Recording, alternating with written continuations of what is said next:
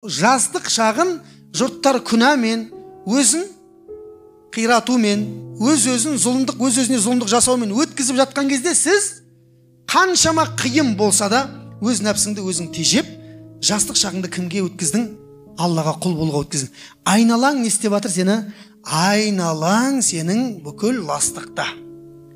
Айналаң азғырушы адамдарда. Айналаң азғырушы жындарда. Ананың күнәсін көресің, мынаның сторисін көресің, ананың өмірін көресің. Сенде не істейді шайтан? Сол жолға қарай әкеткісі келеді. Қайта. Біреулерімізді әкетіп жатыр.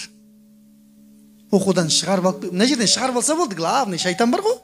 Сізді оқудан шығарып алса болды, ары қарай болды. Ал біліп қойыңыздар. Оқудан шығып, немесе өмірде осындай бір қиын сәттерде сынып қала беретін адам болашақта күшті өмір сүрем деп ойламай қойсын.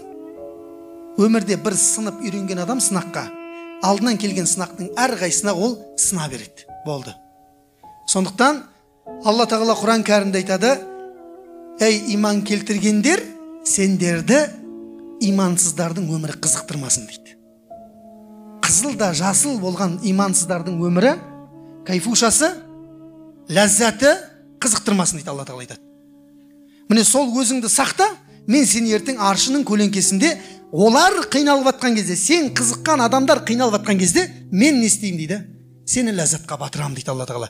Ал Алланың беретін ләззаты мына дүниедегідей уақытша емес. Алланың беретін ләззаты тоқтаусыз мәңгілік.